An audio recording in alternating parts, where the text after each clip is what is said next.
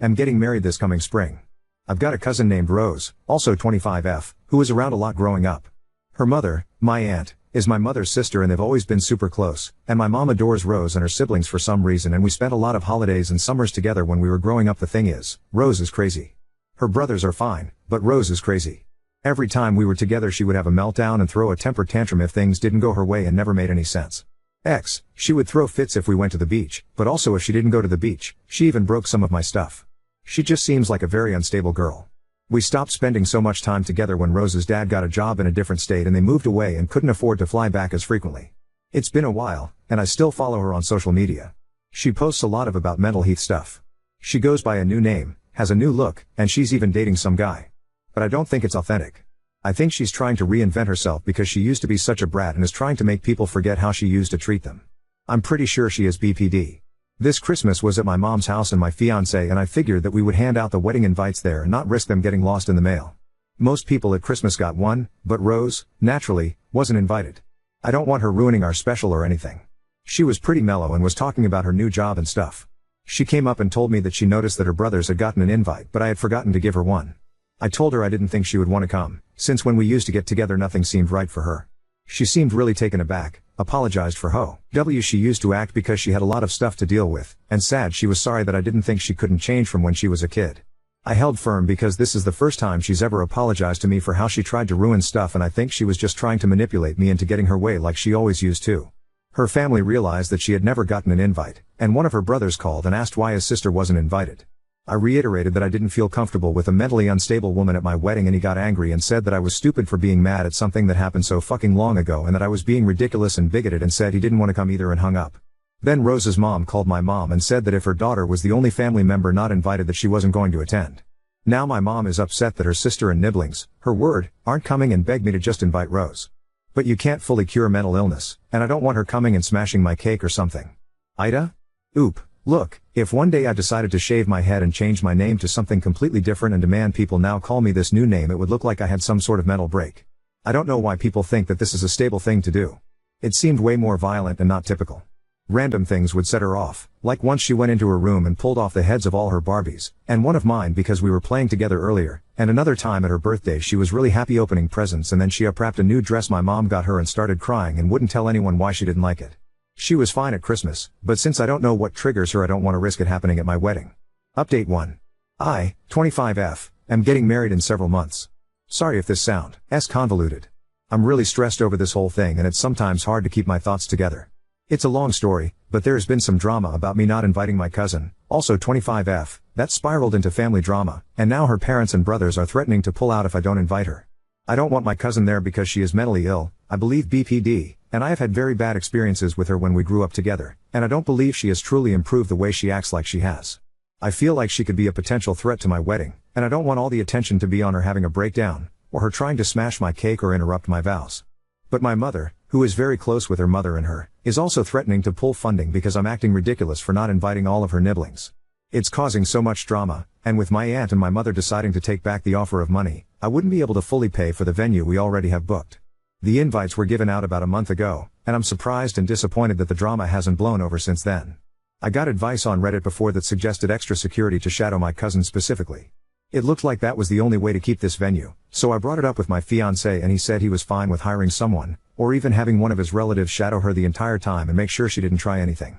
So I mentioned it to my mother, but she didn't like the idea. She says my cousin isn't a threat, and I'm being awful towards her. I tried to explain that, rationally, it was the best option. My cousin is a mentally ill woman, and I doubt the venue would appreciate us inviting someone with a known history of destruction and meltdowns. This way, she can have her nieces and nephews and sister at the wedding and I can have slightly more peace of mind. I'm trying to maintain this bone, Dari, but my mom still insists that I'm being awful for some reason. I'm just trying to maintain the peace while feeling safe at my own wedding. Ida? Edit, this post is getting brigaded. I would like it if you would stop baselessly speculating on my cousin's sexuality and implying that I'm a bad person because of it. Edit 2. For everyone implying that my mother is fully funding my wedding, that isn't true. She is contributing a significant amount, but I did not ask her to. She offered. If I had known that the money came with strings attached, I would have chosen a cheaper venue when planning. Pulling out now would lose my deposit, which I paid for, and cause me to have to do a lot of rescheduling and replanning. I'm not going to give in and let some psycho ruin me and my fiancé's day. To those recommending I go low or no contact with my mother, that isn't an option. I love her and she loves me, and I'm not going to destroy our relationship because of some psycho. You're being entitled, rude and manipulative.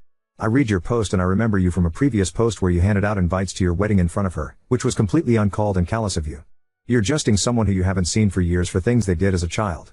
How would you like every mistake you've made held against you? As this rate you'll be lucky if you have any family left attending your wedding. Uda Pete Friend 86 Nah. I can't be sure if your mother is dismissive or if you're overly alert. What I can be sure of is the fact that you're under your mother's thumb as long as you let her hold funding over your head. Fit Humor 5022 Op isn't paying for this at all. Mom Shao will take away the money if Op does this. Op is just an entitled brat. I wouldn't be able to fully pay for the venue we already have booked. Oop, my mother thinks that she has changed, but I think she's too easily trusting. I last saw my cousin at Christmas, and my mom pointed out that my cousin had apologized. Then, but she only apologized after she realized she had not been invited to the wedding. She never apologized before about how she used to treat me. She also seems to have had some sort of breakdown a year ago. She had a radical change in her appearance, shaved her head, and changed her name. Our family thinks it's fine and brave or whatever, but it just reminded me of Britney Spears doing the same thing during her breakdown. I stopped replying to my Ada post because it was clear that it was being brigaded and people even linked the subreddit that was brigading. I keep getting harassing messages on my other post and through private messages, so I see that people are stalking my profile as well. People are making assumptions about me and my feelings towards the LGBT community and transgenderism that are irrelevant to my post about my cousin. My cousin is female and mentally ill. My cousin is not a man and has never told me that she thinks she's a man. I think that a woman is allowed to want to feel safe and secure at her own wedding without misogynistic slurs being thrown at her and being forced to accommodate mental illness at a celebration that is not for the mentally ill woman. I am not going to elope and I am not going to cancel. I know my mother loves me, even if she also likes my cousins, and would not abandon me. My fiancé stands by me no matter what and agrees with my stance on the whole thing. I appreciate all the actual advice I've received. My cousin will be invited to placate my mother, and I've told her that I will invite her and not hire security. My fiancé's cousin will shadow her the entire time if she makes it into the venue. She will not be allowed to bring A+1 and invite her boyfriend/girlfriend. If she does not stick to the dress code, she will not be allowed in. The dress code is simple and already established, a formal or semi-formal dress for female guests and a suit for male guests, all within my wedding colors. It's pretty standard for weddings, so if she can't manage that then oh well, I can tell my mother I tried to accommodate her background. I'm getting married this spring. Around Christmas I sent out the invites to the family I wanted there, but did not invite a female cousin of mine, Rose, because I did not get along with her when we were growing up together and I haven't seen her in a long time. I didn't want her there, and I didn't think she would want to attend anyway.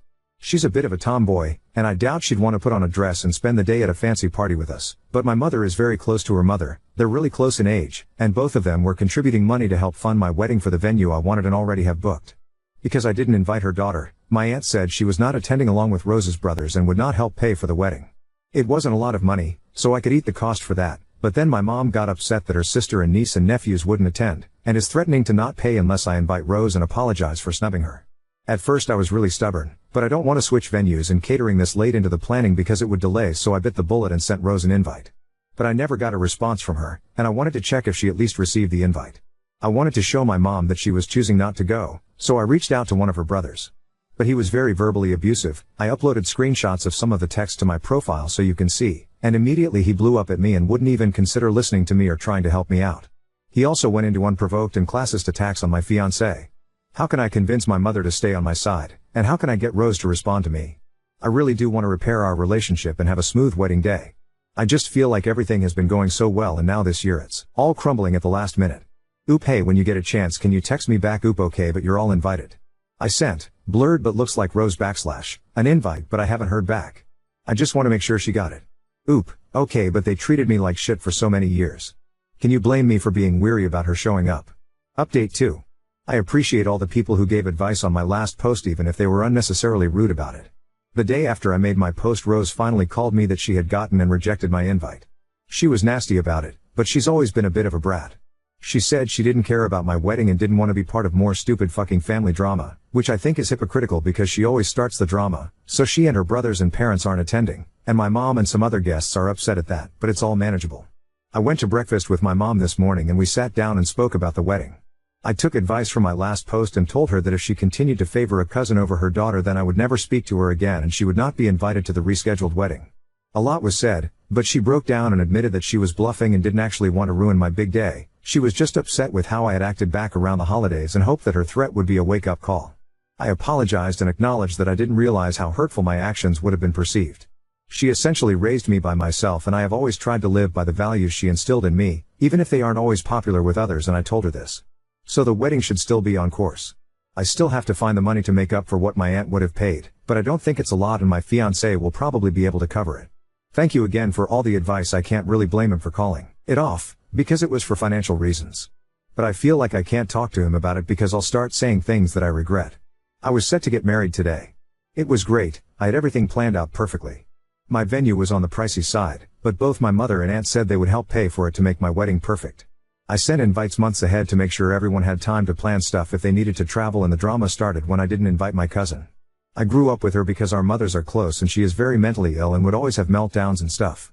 Around last year she had a breakdown that everyone seems to ignore now. I'm pretty sure she has BPD, and anyone who knows someone with that will tell you how unstable and unpredictable those people are. So I decided that I didn't want a severely mentally ill woman at my wedding to risk ruining it, and also we weren't that close to begin with and hadn't seen each other for years. I thought everyone would understand that, and it's not like she and I were very close to begin with. It caused a lot of drama and family fighting. My aunt said that if I didn't invite her daughter then she wasn't going to contribute money, and my female cousin's brothers also said that they weren't coming. Then my mom got angry and said that she wasn't going to contribute money if I was going to discriminate against my female cousin. And then other relatives heard that I hadn't invited her because of her mental illness. I didn't even tell anyone it was because of that, just that we weren't close. But I guess she was telling them that I was being bigoted against her because of her illness. I settled things with my mom, who agreed to pay, and I even offered my cousin an invite and apologized for excluding her when I initially sent out the invites. But she brushed me off and said she didn't want to go to my wedding. But my aunt never accepted the apology and still refused to pay. I thought that was fine because my fiancé could make up the difference, and asked my dad if he was willing to contribute more. He divorced my mom when I was a kid and we're not super close anymore because of it, but he still offered some money, but neither of them were able to pitch in anymore, and my savings also aren't enough unless I wanted to completely wipe them out or take out a loan, and I don't think that's a very good financial choice. I want the perfect wedding, but I don't want to go into debt for it. I finally decided to fold and look for another venue, but all of the ones I wanted were booked for the rest of the year. Last month my fiancé told me that we should postpone the wedding for a year so that we find the perfect venue that we can afford. I had to call all my friends and the family members who still wanted to go and basically tell them I was too poor to get married this year. It was humiliating. All of this is because of my cousin, who got pissy that I didn't want her at my wedding, and she doesn't even want to go to the wedding anyway, and did her best to turn my family against me. Update 3. A bit of backstory: we were supposed to get married a few months ago. There was wedding drama that involved a female family member on my side trying to start shit and basically sabotage my wedding because I didn't invite her. She struggles with mental illness, so her throwing a fit wasn't a shocker, but the resulting family drama was. Anyway, it ended up with us not having enough money for my wedding. It was too close to be able to reschedule a venue, so we decided to cut our losses and get married next year instead. We still had a 2-week Mediterranean cruise scheduled as our honeymoon, so he said we should just go on it as a normal vacation to try and unwind after the disaster of a year I've had so far. It was nice. But near the end he got more and more distant, and once we landed back home I joked it was back to wedding planning, and he got very serious. A&D admitted that he doesn't think planning a wedding is a very good idea. He said the family bullshit drama had made him reconsider, and he thought that the cruise would soften the blow. I was crying and said I'd cut off the shitty family members and obviously we would never see the psycho relative ever again. But he said it wasn't just that I had shitty crazy family members, and it's been almost a week since he was last home. He's staying with his brother. I'm numb at this point. Everything's gone off the rails. The cruise actually made me feel worse, like he was just wanted to have fun and was using me for sex before dropping me. I fucking hate all of this. Are you the person who didn't want to invite her supposedly mentally ill cousin whose mother was helping pay for the wedding? That was quite a saga. Because if that's you, he's right, it's not that you have shitty family members, you are the shitty family member. Now on to second story. Disciplined my prankster sister by taking her phone after she nearly got me fired with her tasteless joke at school. I, 27 male, am the guardian of my younger sister, 13F, and I work for the USPS. Lately I've been on a route that delivers mail to the local middle school and high school, and she happens to go there. Today I was at the middle school walking to the main office with the mail, and then suddenly I hear "back away, pedo." And I got really started and looked, and it's my younger sister with her friend. She was laughing and I told her that wasn't funny, and a nearby teacher came over firmly asking what was happening. I frantically explained I was delivering the mail and she was my younger sister who was making a tasteless joke, and my sister was just standing there enjoying the situation. Fortunately the teacher heard me and just told my sister and her friend to get back to class. Before she left I said hey, and she looked and I sternly said give me your phone, and she stopped for a moment and said what? And I told her to give me her phone. She protested at first but I persisted and she gave me her phone and seemed really upset and annoyed as she walked away. I got home this afternoon and she was fucking pissed at me. Finally, I got to have a conversation with her about it and I told her behavior was completely inappropriate and unacceptable because she very easily could have made me lose my job, which is putting the food in our mouths and clothes on our backs and roof above our heads, just because she wanted a quick giggle. She continued to persist and pulled the "who do you think you are, my parent?" And I said I think I'm the person who pays for your cell phone bill and can easily cancel that phone plan anytime they want. She just walked away and I asked if she was going to eat dinner or should I put it away, and she flipped me off as she went upstairs, to which I called out, "Yeah, okay, I'm keeping your phone another day. My sister is a big ray of hope in my sea of depression and stress and the most important thing in my life and my reason for trudging through this shit job, but holy shit she can be such a brat sometimes." I'm wondering if maybe I overreacted by taking her phone. Maybe this is a completely separate thing, but sometimes it just feels so weird punishing her. Like I feel I'm the one who's supposed to help get her out of parental punishments rather than the one asserting them. Update 1. I delivered mail at her school yesterday and saw the teacher who was involved in the situation and anxiously asked her if anything was going to come of it. She said she admittedly did have a little talk with her after, and based on what my sister said and what she saw of the situation firsthand, she didn't see a need to report it. But she did say if my sister keeps saying stuff like that, she would feel compelled to report it. I almost dropped to my knees thanking her. So I've been thinking of the whole situation for the past 2 days and have been soul searching or whatever, and decided I'd talk to her again. Now, I worked really late this afternoon and had a pretty draining, upsetting and really hard/heavy day.